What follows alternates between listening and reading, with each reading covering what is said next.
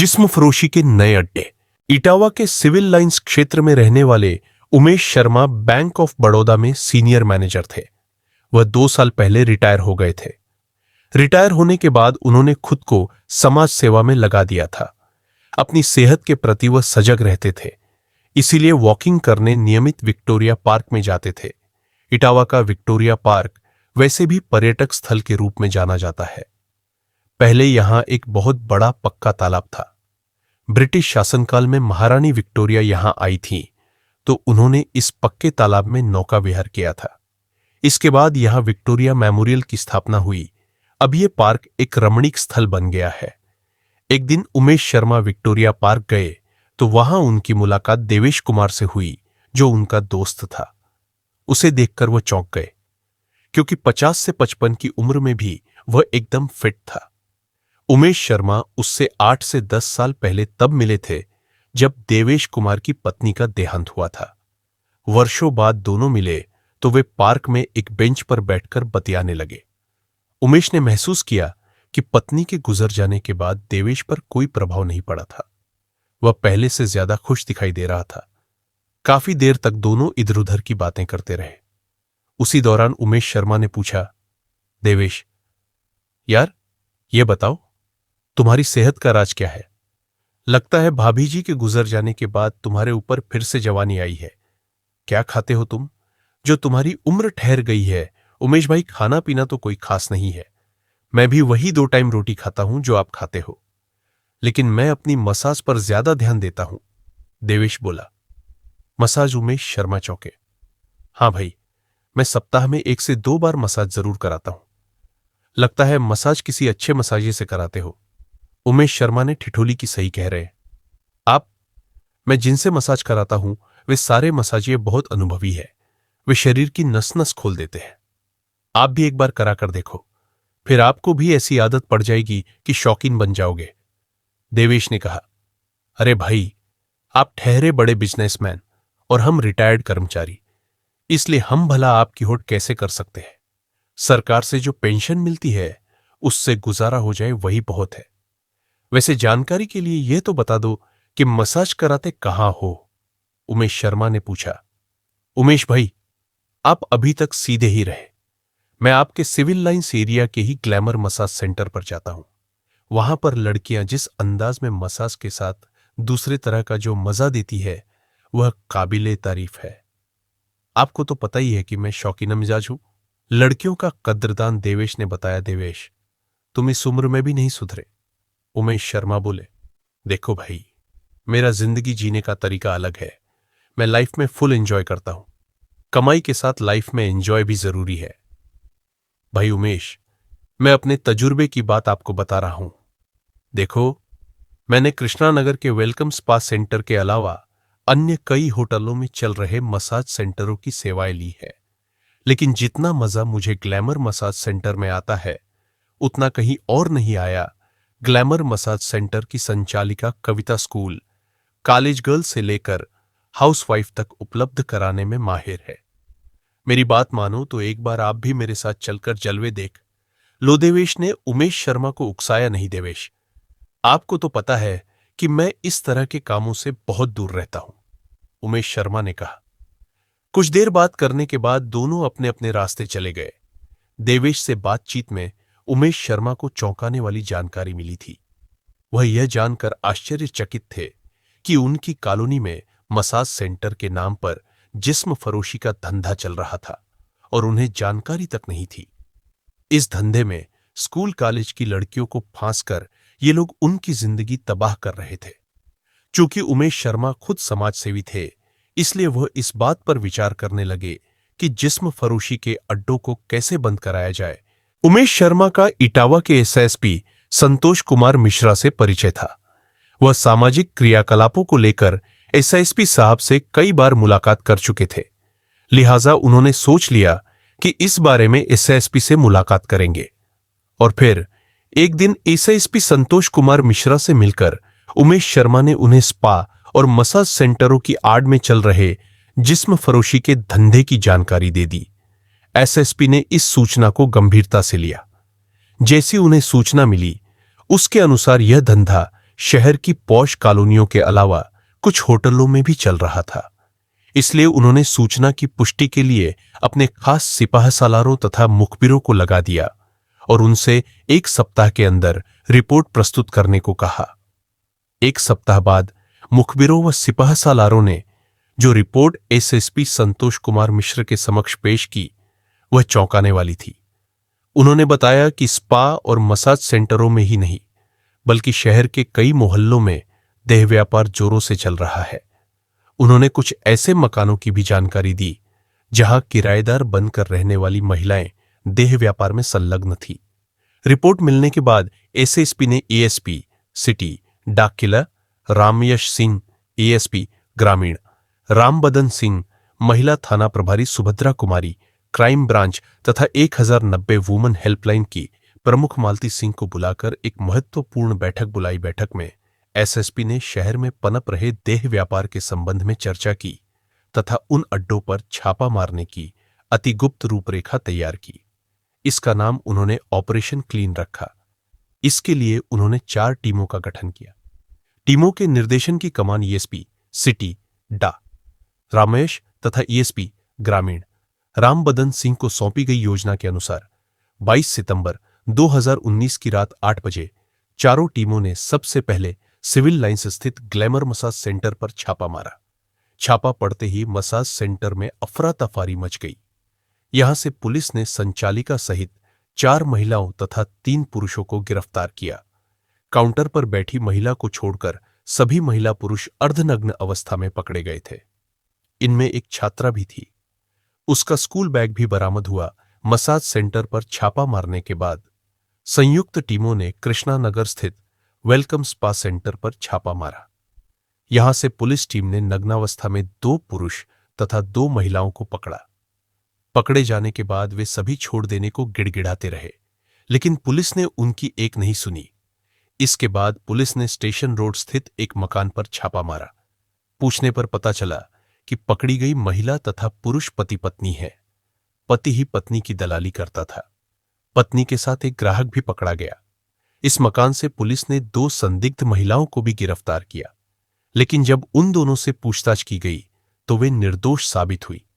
अतः उन दोनों को पुलिस ने छोड़ दिया। पुलिस टीमों को सफलता पर सफलता मिलती जा रही थी। अतः टीमों का हौसला भी बढ़ता जा रहा था।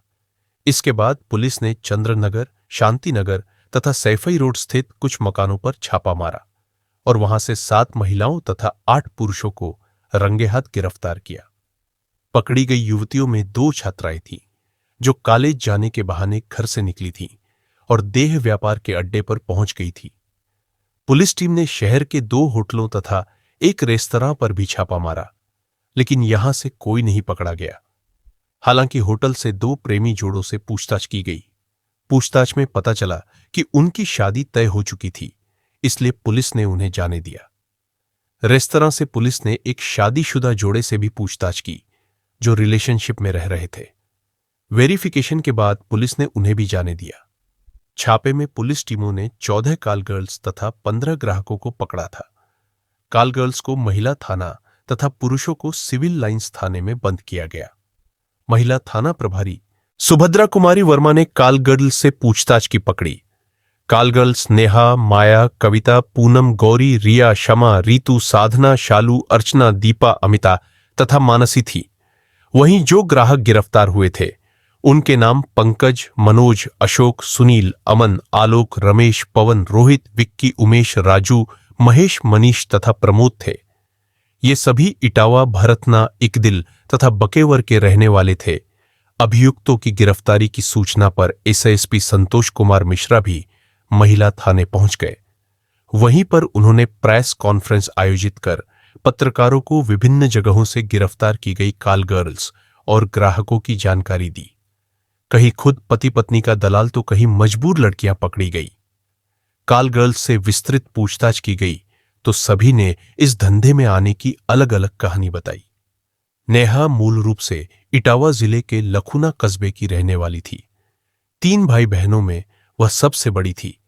उसके पिता एक ज्वेलर्स के यहां काम करते थे। पिता को मामूली वेतन मिलता था, जिससे परिवार का भरण पोषण भी मुश्किल से होता था। भरण पोषण के लिए कभी कभी उन्हें कर्ज भी लेना पड़ जाता था। जब वह इस कर्ज को समय पर चुकता नहीं कर पाते थे तो उन्हें बेइज्जत भी होना पड़ता था। नेहा बेहद खूबसूरत थी। वह कस्बे के बाल भारती स्कूल में 10वीं की छात्रा थी। 16 से 17 साल की उम्र ही ऐसी होती है कि लड़कियां खुली आंखों से सपने देखने लगती है। नेहा भी इसका अपवाद नहीं थी। उम्र के तकाजे ने उस पर भी असर किया और वह इंटरमीडिएट में पढ़ने वाले अर्जुन से दिल लगा बैठी। दोनों का प्यार परवान चढ़ा तो उनके प्यार के चर्चे होने लगे। पिता को जब नेहा के बहकते कदमों की जानकारी हुई तो वह चिंता में पड़ गए। नेहा उनकी पीठ में इज्जत का छुरा घोंपकर कोई दूसरा कदम उठाए उसके पहले ही उन्होंने उसकी शादी करने का फैसला किया। दौड़ धूप के बाद उन्होंने नेहा का विवाह एक दिल कस्बा निवासी गोपीनाथ के बेटे मनोज से कर दिया। खूबसूरत नेहा से शादी करके मनोज बहुत खुश हुआ।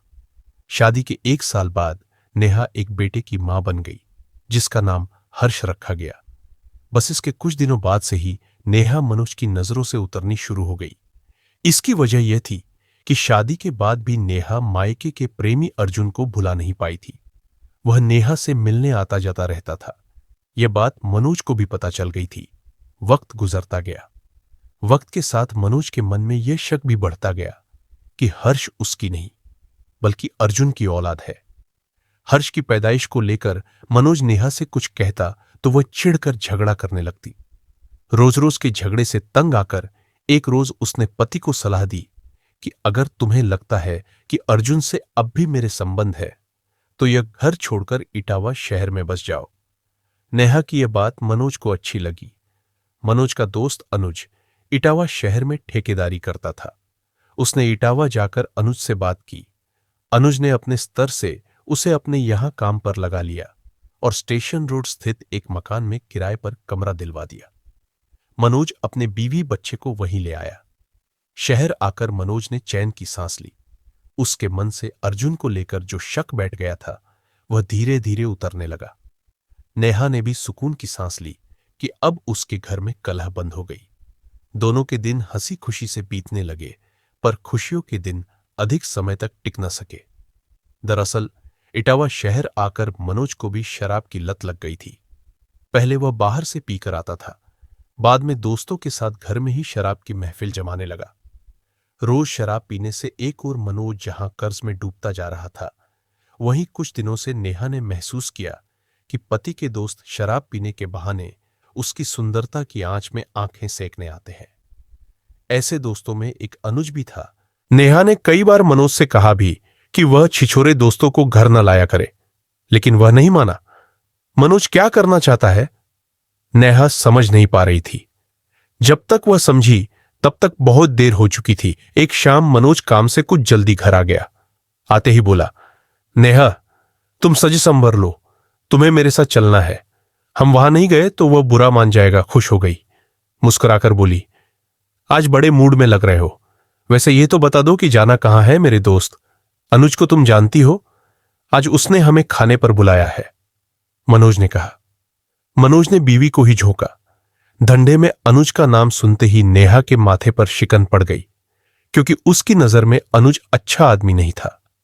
मनोज के साथ घर में बैठकर वह कई बार शराब पी चुका था और नशे में उसे घूर घूर कर देखता रहता था।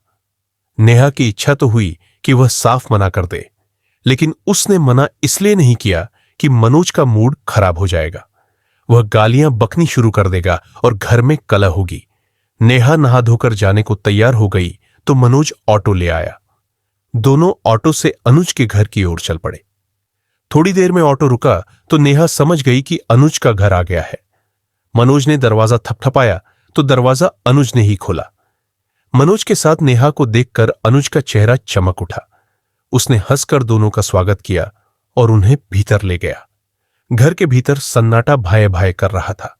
सन्नाटा देखकर नेहा अनुज से पूछ बैठी, आपकी पत्नी नजर नहीं आ रही? कहां है वह? बच्चों को लेकर मायके गई है। अनुज ने हंसकर बताया। नेहा ने पति को घूर कर देखा तो वह बोला, थोड़ी देर की तो बात है, खा पी कर हम घर लौट चलेंगे। अनुज किचन से गिलास और नमकीन लेकर आ गया। पैक बंद चीयर्स के साथ जाम टकराए और दोनों दोस्त अपना हलकतर करने लगे। फिर तो ज्यों ज्यों नशा चढ़ता गया त्यों दोनों अश्लील हरकतें वो भद्दा मजाक करने लगे। पीने के बाद तीनों ने एक साथ बैठकर खाना खाया। खाना खाने के बाद मनोज पास पड़ी चारपाई पर जाकर लुढ़क गया।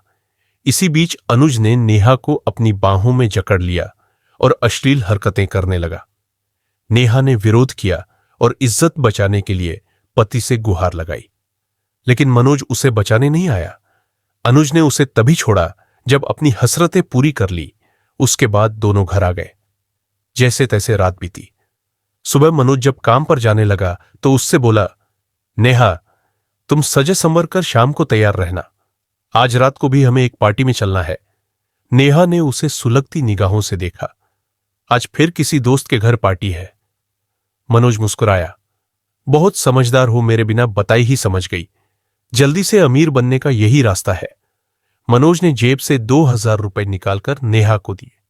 ये देखो, अनुज ने दिए हैं। इसके अलावा 1000 रुपए का कर्ज भी उसने माफ कर दिया। नेहा की आंखें आश्चर्य से फट रह गई। मनोज ने उससे देह व्यापार कराना शुरू कर दिया था। कल कराया। आज के लिए उसने ग्राहक तय करके रखा हुआ था। शाम को मनोज ने नेहा को साथ चलने को कहा तो उसने मना कर दिया। इस पर मनोज ने उसे लात घूंसों से पीटा और जबरदस्ती अपने साथ ले गया। इसके बाद तो यह एक नियम सा बन गया। मनोज रात को रोजाना नेहा को ऑटो से कहीं ले जाता। वहां से दोनों कभी देर रात घर लौटते तो कभी सुबह आते। कभी मनोज अकेला ही रात को घर आता, जबकि नेहा की वापसी सुबह होती। नेहा भी इस काम में पूरी तरह रम गई। धीरे धीरे जब ग्राहकों की संख्या बढ़ी तो नेहा ग्राहकों को अपने घर पर ही बुलाने लगी। छापे वाले दिन मनोज ने जिस्म फरोशी के लिए 2 ग्राहक तैयार किए थे। पहला ग्राहक मौज मस्ती करके चला गया था, दूसरा ग्राहक सुनील। जब नेहा के साथ था तभी पुलिस टीम ने छापा मारा और वे तीनों पकड़े गए। पुलिस द्वारा पकड़ी गई पूनम एक दिल कस्बे में रहती थी। उसके मां बाप की मृत्यु हो चुकी थी। एक आवारा भाई था जो शराब के नशे में डूबा रहता था। कम उम्र में ही पूनम को देह सुख का चस्का लग गया था। पहले वह देह सुख एवं आनंद के लिए युवकों से दोस्ती गांठती थी, फिर वह उनसे अपनी फरमाइशें पूरी कराने लगी। यह सब करते करते वह कब देहजीवा बन गई, स्वयं उसे भी पता नहीं चला। पूनम को भिन्न भिन्न यौन रुचि वाले पुरुष मिले तो वह सेक्स की हर विधा में निपुण हो गई। अमन नाम का युवक तो पूनम का मुरीद बन गया था। अमन शादीशुदा और 2 बच्चों का पिता था। पूनम और अमन की जोड़ी उसकी पत्नी साधारण रंगरूप की थी। वह कपड़े का व्यापार करता था और इटावा के सिविल लाइंस मोहल्ले में रहता था। अमन को जब भी जरूरत होती वह पनूम को फोन कर होटल में बुला लेता। एक रात अमन से पूनम बोली, अमन, क्यों ना हम दोनों मिलकर स्पा खोल ले। मसाज की आड़ में वहां देह व्यापार कराएंगे। शौकीन अमीरों को नया अनुभव और उन्माद मिलेगा तो हमारे स्पा में ग्राहकों की भीड़ लगी रहेगी। थोड़े समय में हम दोनों लाखों में खेलने लगेंगे। पूनम का यह आइडिया अमन को पसंद आया। चूंकि वह स्वयं बाजारू औरतों का रसिया था, इसलिए जानता था कि देह व्यापार से अधिक मजेदार और कमाऊ धंधा कोई दूसरा नहीं। हालांकि इस धंधे में पुलिस द्वारा पकड़े जाने का अंदेशा बना रहता है, पर जोखिम लिए बिना पैसा भी तो छप्पर फाड़कर नहीं बरसता। आधा पैसा अमन ने लगाया, आधा पूनम ने। 85 के पार्टनर बनकर दोनों ने कृष्णानगर स्थित किराए के मकान में वेलकम स्पा खोल लिया। यह लगभग 1 साल पहले की बात है। चूंकि पूनम खुद काल गर्ल थी, इसलिए अनेक देहजीवाओं से उसकी दोस्ती थी। उनमें से ही कुछ देहजीवाओं को उसने मसाजिर के तौर पर स्पा में रख लिया। वे केवल नाम की मसाजिर थी। वे तो केवल अंगुलियों के कमाल से कस्टमर की भावनाएं जगाने और बेकाबू होने की सीमा तक भड़काने में माहिर थी। कस्टमर भी ऐसे आते थे जिन्हें मसाज से कोई वास्ता नहीं था। काम पिपासा शांत करने के लिए उन्हें हसीन बदन चाहिए होता था। चंद दिनों में ही स्पा की आड़ में देह व्यापार कराने का अमन और पूनम का यह धंधा चल निकला। स्पा के दरवाजे हर आदमी के लिए खुले रहते थे। शर्त केवल यह थी कि जेब में माल होना चाहिए। बीच शहर में खुल्लम खुल्ला देह व्यापार होता रहे और पुलिस को खबर न हो, यह संभव नहीं होता। वेलकम स्पा में होने वाले देह व्यापार की जानकारी स्थानीय थाना पुलिस को थी, पर किसी वजह से वह आंखें बंद किए थी। एसएसपी संतोष कुमार मिश्रा ने जब ऑपरेशन क्लीन चलाया तब छापा पड़ा और स्पा से 2 पुरुष अमन, आलोक तथा 2 महिलाएं पूनम व माया देह व्यापार करते पकड़ी गई। पुलिस टीम द्वारा छापे में पकड़ी गई कविता बकेवर कस्बे की रहने वाली थी।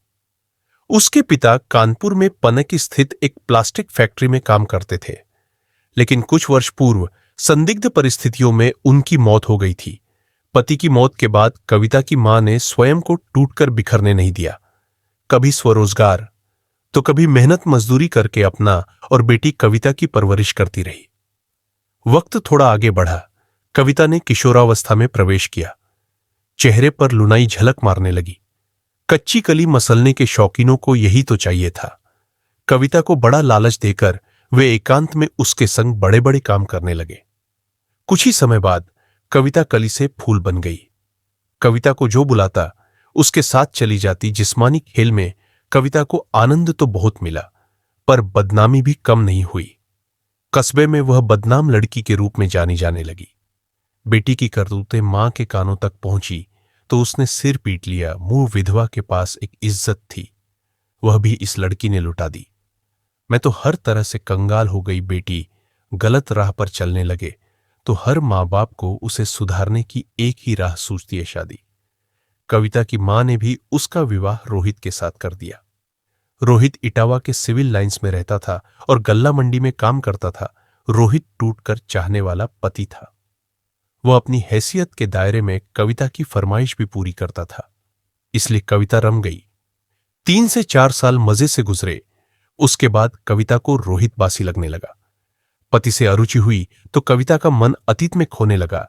इन्हीं दिनों कविता की मुलाकात स्पा संचालिका पूनम से हुई। उसने कविता को मसाज पार्लर खोलने की सलाह दी। यही नहीं, पूनम ने कविता को मसाज पार्लर चलाने के गुर भी सिखाए। पूनम की सलाह पर पति के सहयोग से कविता ने सिविल लाइंस में ग्लैमर मसाज सेंटर खोला। कविता ने मसाज के लिए कुछ देहजीवाओं को भी रख लिया। शुरू में उसे मसाज पार्लर में कमाई नहीं हुई, लेकिन जब उसने मसाज की आड़ में देह व्यापार शुरू किया तो नोटों की बरसात होने लगी। ऑपरेशन क्लीन के तहत जब कविता के मसाज सेंटर पर छापा पड़ा तो यहां से 4 युवतियां कविता, गौरी, रिया तथा शमा और 3 पुरुष रोहित, उमेश व पवन पकड़े गए। पुलिस छापे में पकड़ी गई अर्चना कच्ची बस्ती इटावा की रहने वाली थी। अर्चना को उसके पिता राम प्रसाद ने ही बर्बाद कर दिया था।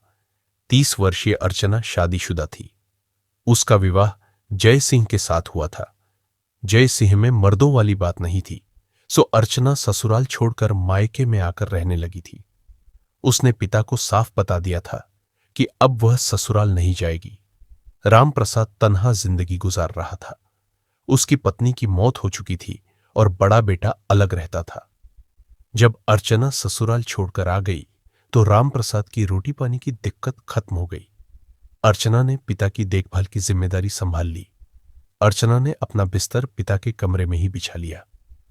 राम प्रसाद हर रात अर्चना के खुले अंग देखता था। उन्हीं को देखते देखते उसके मन में पाप समाने लगा। वह भूल गया कि अर्चना उसकी बेटी है। मन में नकारात्मक एवं गंदे विचार आने लगे।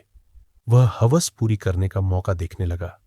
एक रात अर्चना गहरी नींद सो रही थी, तभी राम प्रसाद उठा और अर्चना की गोरी सुडौल और चिकनी पिंडलियों को सहलाने लगा। राम प्रसाद की अंगुलियों की हरकत से अर्चना हड़बड़ाकर उठ बैठी। पिताजी, ये क्या कर रहे हो? राम प्रसाद ने घबराने के बजाय अर्चना को दबोच लिया और उसके कान में फुसफुसाया। चुप रह, शोर मचाने की कोशिश की तो मुझसे बुरा कोई नहीं होगा। अर्चना ने हवस में अंधे हो चुके पिता को दूर धकेलने की कोशिश की। उसे पवित्र रिश्ता याद दिलाया, मगर राम प्रसाद ने उसे अपनी हसरत पूरी करने के बाद ही छोड़ा। इसके बाद यह खेल हर रात शुरू हो गया। अर्चना को भी आनंद आने लगा।